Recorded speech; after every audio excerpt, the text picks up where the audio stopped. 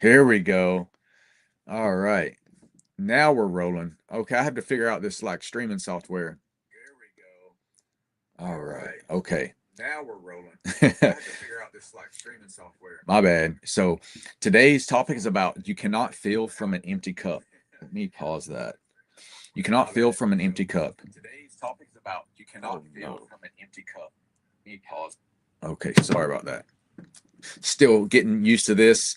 And yeah, so we're just gonna roll with the punches. I already tried to do this once, and I mess it up. But hey, if you don't succeed, just try again. So this is really about if you can't care for yourself, like if you're breaking down, your body's breaking down, then how are you going to take care of the people that that depend on you, right? So this is what today's topic is about: is you cannot fill from an empty cup. And why I'm live here right now is because I was supposed to be on like a pharmacy panel discussion on LinkedIn with some other pharmacy professionals, but that got canceled. But I believe that this conversation still matters, so I want to bring it here to speak about pharmacists, but more generally to Bitcoiners and other busy professionals, because it's something that, of course, is near and dear to my heart. It's what I focus on. It's what I help people with, and just kind of going into it, I want to tell you a little bit about pharmacy work. So pharmacy work, it's a lot of long shifts, right? High cognitive load because you're thinking a lot. And depending on if you're in retail, then you're standing a lot, right? You're like standing at your desk or like kind of out the counter or whatever, walking back and forth. But if it's a clinical role, then you're going to be sitting down. You're going to be just, you know, staring at the computer, typing stuff up. And so it's draining either way because there's constant responsibility, whether you're charting, answering phones, directing technicians, or whatever it is. So you're busy, and at the end of the shift, you're tired, right? And there's not a whole lot of like recovery built into the system because sometimes you have to close one day and then you open the next day. And the way pharmacy works is if the pharmacist isn't there, then nothing gets done, right? Like that, like you literally can't be open. So, you got to be there. You got to be on time. So it's just a lot of responsibility. And the biggest thing is like a lot of pharmacists, they don't lack self-discipline, right? They just lack a system that they can do, whether they have a little bit of time or they have a lot of time, right? Because, and that's the thing. It's like a lot of times people have an all or nothing kind of attitude. And that's what we're going to talk about today. We're going to talk about how to build systems that actually work with your schedule. So, kind of just getting into this, it's important that we reframe, right? Because fitness isn't just about getting a six pack for vanity, right? It's about durability. It's about being here for 20 years or another 20 years and being healthy.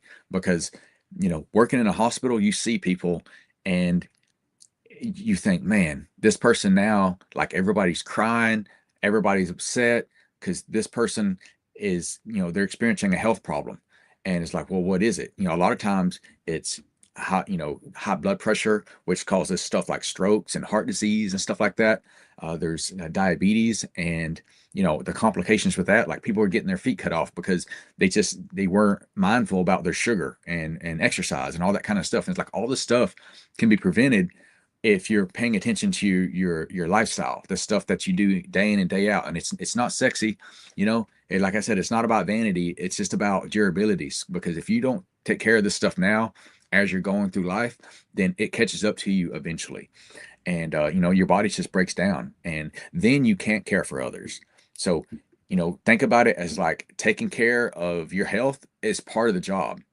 And how I define fitness for pharmacists, Bitcoiners, and just busy professionals in general.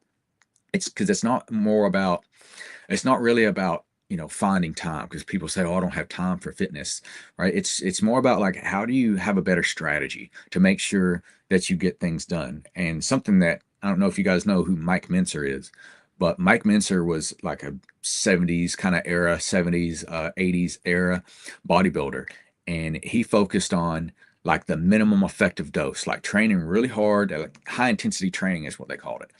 And that's something that I always like because, when I always growing up, I was always working out, and like I would be working out, but I'd be doing a bunch of reps. Like I would like, oh, I want to, do these workouts so I can get cut. So I would do, I'd be like, oh, let me get cut. Let me, do like 30 reps of everything. And, so my workouts would take forever. So then the times whenever I didn't have, a long time to do a workout, I would just skip it because I was like, oh, I don't have enough time. So getting on to this, this kind of new style of training where it's like, okay, maybe we're using more weight, we're training at a higher intensity, but we're not, our workouts aren't going to take a super long time. They're not going to take an hour and a half. We're going to work out for 30, 45 minutes and be done with it. So that's something, to think about. Like, think about the minimum effective dose, because we're just trying to send a signal when we're training. We're trying to tell our bodies that we want to keep this muscle, right? That's what we're trying to do. And it's more about consistency, right? So, what are the goals? What are the goals whenever you're training? You want to be strong, you want to maintain or improve your mobility, and you want to lower your risk of injury. And that's just like in general with life and when you're training, right? And we want to have high energy. So here's how I like to think about it, like a simple framework. So you want to have like 3 workouts, like at the minimum, right? 3 workouts per week. You have 2 strength training workouts and one where it's like mobility and like agility kind of focus. Like I posted recently about some plyometrics. So you can do some plyometric workouts, once a week. We're like, you don't have all day, you don't have all week to train. It's not like you're a professional athlete, but you still want to get this stuff in because it's going to help you to maintain your a high quality of life, for decades to come. Because I'm getting close to my 40s now. Like I turned 37 this month, and you know, uh, there's a lot of people my age, and they're acting like they're over the hill. They act like they're already done for. Like, oh, I'm old now. When I was young, I could do this and I could do that. But the biggest thing that zaps people's athleticism away is because they just stop training it altogether. They're not sprinting anymore. They're not working out hard. Like if they do work out, they get used to doing like the same set of 10, and that's all they do. They go in there, they do a little bit of workout, um, and but they're not like really pushing themselves. So that's a big thing. If we can have 2 to 3 sessions per week where we go hard for 20 to 30 minutes, and you can do I like to do full body splits. So you can either do full body or you can do an upper lower splits. The biggest thing is focusing on compound lifts and mobility, right? And for mobility is you want to be doing this stuff every day, like 5 to 10 minutes. Like what I do is I stretch in the morning, I stretch in the evening. And like before I do a workout, I'll do a little bit of like mobility work, some dynamic mobility work. But yeah, you know, it doing this stuff is going to help you to keep you limber. But if you're sitting down a lot, one of the main things that you want to try to do is use a standing desk, because standing desk is going to help you, not get so basically I had to study for the stroke thing, and the American Heart Association, they were talking about sitting is the new smoking, and that sets you up for like strokes and stuff like that if you're sitting down a lot, even if you're a healthy person. So you want to try to stand up as much as possible. I mean, really, they recommend getting up and walking around for 2 to 3 minutes, if every 30 minutes. And I know that's crazy because some people, they sit down and they just have that computer for hours and hours and hours. So you want to try to offset some of that sitting by getting up, doing some mobility, doing some stretches. If you look down my page on Instagram, you'll see I shared some stretches and some mobility work that you could do while you're standing at your desk, because really you want to break up the day. Every 30 minutes, do 2 to 3 minutes of something. You don't want us to be sitting down. A lot of times, that I work online now as a fitness coach, and a lot of the stuff that I'm doing when I'm editing videos, whenever I'm talking to different people in the DMs, and I'm trying to see who would be a good fit for my program, I'm walking when I'm doing that. I'm not just sitting down at the computer. I'm sitting down now because I'm doing a live stream, but if it wasn't so loud outside, I'd get up and walk around, because I'd much rather do this walking and talking. So just try to build that into what you're doing. Yeah, so you want to try to also make sure that you're getting your recovery in, because a lot of time people skip recovery. They skip making sure they get in their sleep. But like, so you want to stimulate the muscles, right? That's with your training. You want to get your food in, right? Like you're with your getting plenty of protein, getting the right amount of calories, but you can't skip the recovery, because, I call it stimulate, nourish, recover. And that is just as equally as important as doing the actual training and eating the right foods. So don't skip out on your recovery. And another thing too is like your hydration.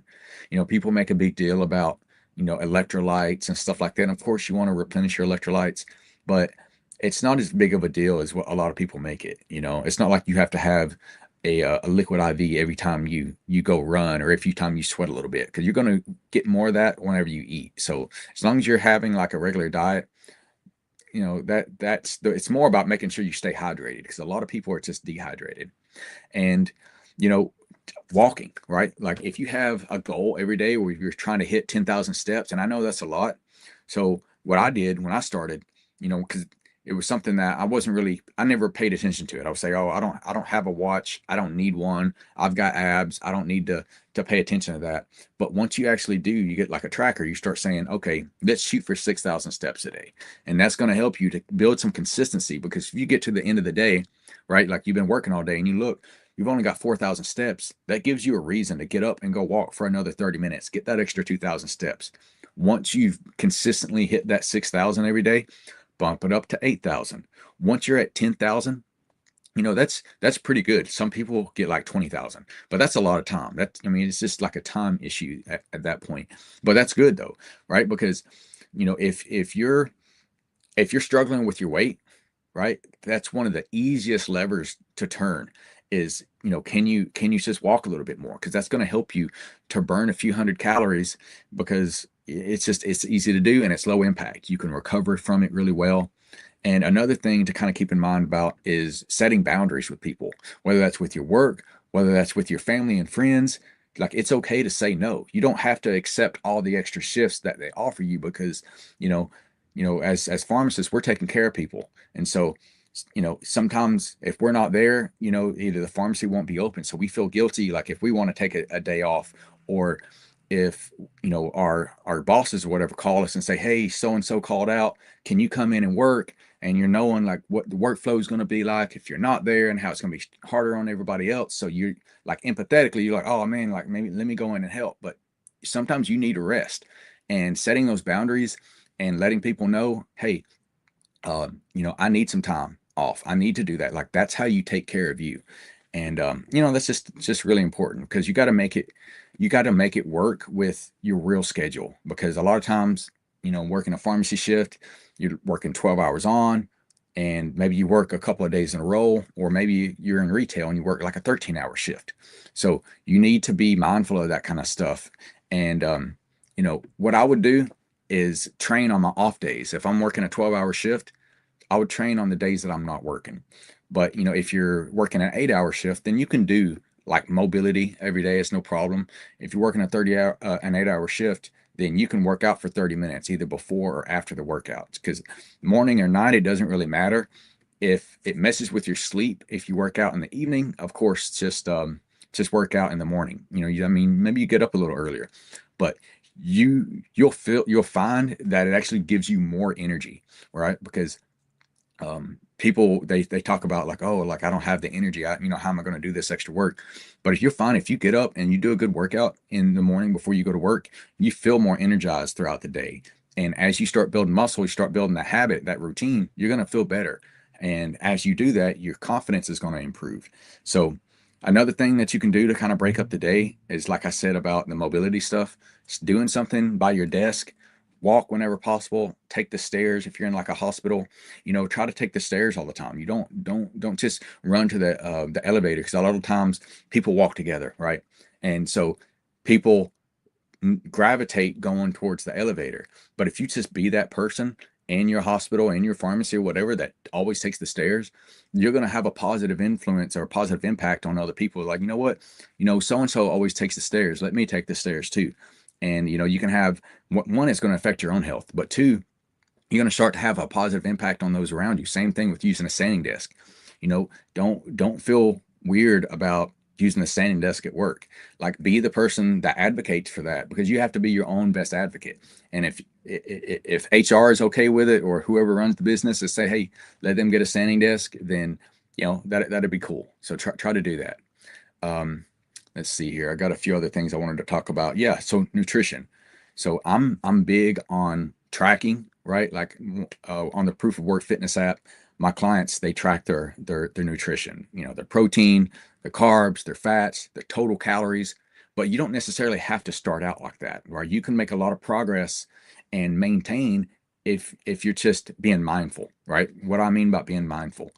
focus on eating the protein first. You want to have more whole foods, because if you're eating a lot of processed foods and you're eating a lot of fast foods or foods just from restaurants in general, it's harder to gauge it because you don't know what's going in.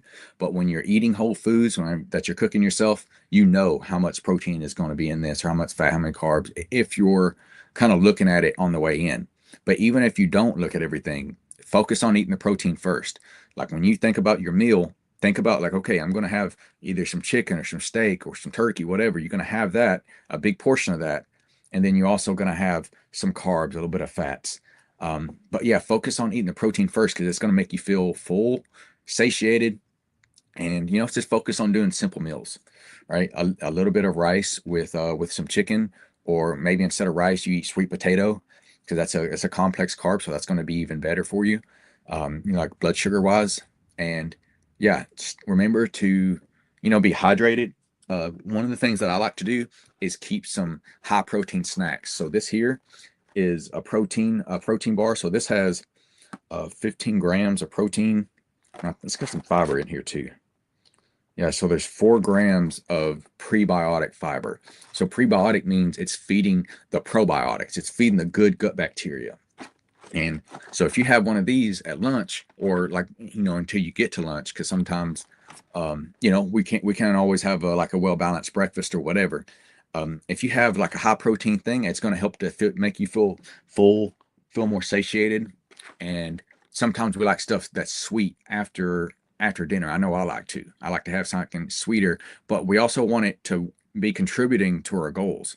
So I eat this pretty often. This is Premier Protein. This is cereal, and there's 20 grams of protein in this. So if you eat this after you, like say you eat your regular meal, right? And you have your dinner, but you're still kind of wanting something a little sweet. If you eat this is only like 180 calories. It's 180 calories. There's 20 grams of protein in this, and that's good, right? That's you don't get much better than that calorie wise. But if you just want something totally sweet, these are really good too. So these are rice cakes, and there's 50 calories for each one of these. I really like these because you can just eat these by itself, and it's only 50 calories, right? You're going to get 11 grams of carbohydrates in this, but if you eat 2 or 3 of these, it's going to take up more room in your stomach and kind of helps you. Another thing that I like to do is to put some of this in my cereal. So there's 17 grams of protein in here. So if you have like a regular meal, right? So you have your regular meal has like 50 grams of protein. Then you eat some of this, so that brings you up to 70. Then you have some of this, so this brings you to like 87 grams of protein, and that's good. That's most of what you need for the whole day, depending on your size. So if you just make a few swaps, like into your diet, into your routine, you can really bump up those protein numbers without going crazy on the calories. And so the biggest thing is you want to eat food that keeps you full and that supports the muscle. Because if you start losing your muscle, a lot of times people start losing weight, but then, you know, 47% of that weight, 46% of that weight comes from muscle. The people that are taking the Ozempic, the Wegovy, hey, that's good, right? But are you changing the way you eat? Are you changing your routine? Are you starting to exercise more now that you don't have all this food noise in your head, making you like, oh man, I got to think about food all the time, think about food all the time. Use that as a tool. Start changing your habits. Learn how to cook healthy food. Because if you don't do anything different, if you start on those medicines, then whenever you're out for whatever reason, your insurance coverage stops, or the prior authorization expires, or maybe you lose your insurance, then you should start back from square one. Because if you never change how you do things, then you're going to lose it because when you stop taking the medicine, it's going to stop working. Right, then you're going to be back from square one. But if you build new habits, you start having different behaviors with your food, you improve your relationship with food, then that's really going to help. And something that I know a lot of pharmacists face, and other busy professionals too, like, when I talk about Bitcoiners and busy professionals, most Bitcoiners are some type of busy professional, right? But I talk to busy professionals because that's what I am, right? So burnout is like a huge thing. Especially with pharmacy, because of the long shifts, because of the responsibility, because of, people, they come out of college with a lot of debt, so they feel like they got to grind, grind, grind, and they get burnt out after a certain thing. And if you if you recognize that in yourself, like give yourself grace. Like it's okay to feel like you're overworked. It's okay to relax a little bit, and you don't have to grind all the time. Take some time off and listen to your body. If you're feeling burnt out, that's a signal for you to, kind of take it easy a little bit. Make sure you focus on your rest. Start exercising. If you start exercising and you push yourself in the gym, whether that's going on a run or just lifting the weights, you're going to feel better. And it's going to help you, it's going to give you more tools in your toolbox to help to deal with that stress. And, because that's what movement does, right? Movement helps you regulate stress. Walking helps you deal with stuff, get some fresh air, get some vitamin D. It's going to help you to feel better. That's one of the biggest things that, a lot of times, in the pharmacy, you see people, they go and they get a prescription for some anxiety medication or some depression medication.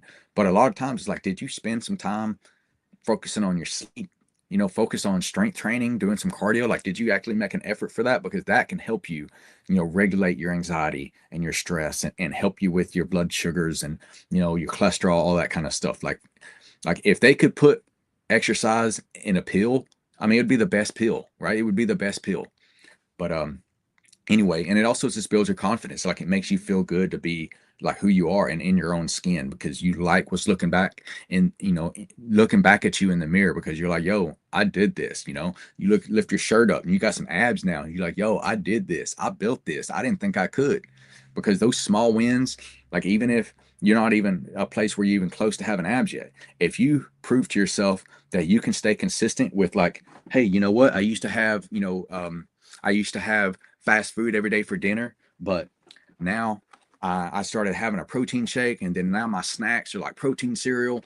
That's going to give you more confidence, because it's like, hey, listen, I don't have to eat the same things all the time. Like I can make changes.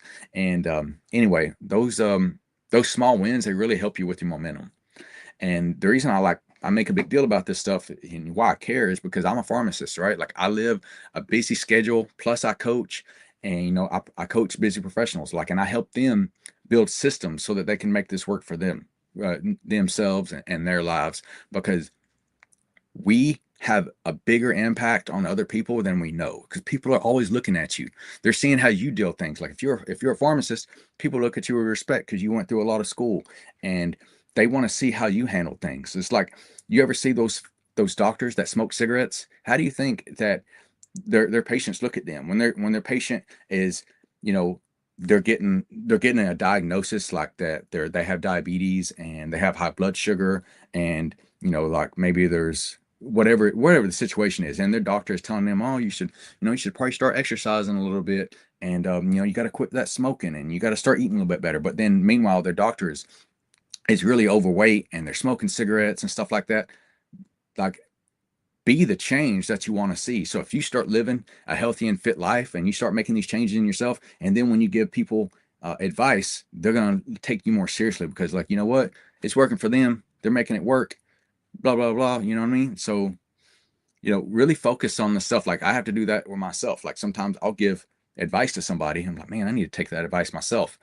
And you can make a lot of progress if it's just like, if you just pretend like you was going to give advice to someone else, but then you just turn it on yourself. Like, how can I improve my diet, my exercise? Oh, you would tell yourself, oh, start doing a little bit at a time. Don't change everything all at once. Just add a little bit of things and then improve from there. And you can do the same thing, right? That's how you build systems, rather than always relying on motivation and stuff like that, and discipline. I mean, you want to have discipline, but sometimes you want to make it easier on yourself, right? So one of the biggest things is you don't need more time. You just need a better plan. And if you create systems and, structure around your life to where you have a plan about the exercises that you're going to do throughout the week, then you can just put that stuff into practice. Because, if you're a pharmacist or like a busy professional and you need help implementing a fitness plan that actually fits your life and your schedule, then give me a follow and I can, share some strategies with you, or you can DM FIT, and then we'll see if I can help build something more sustainable that actually works for you.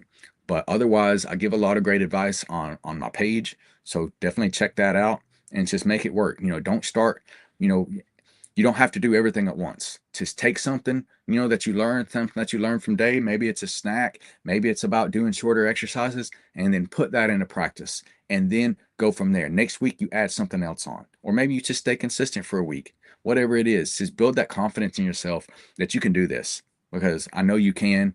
And I hope you have an amazing day. I'm going to end it here. Peace.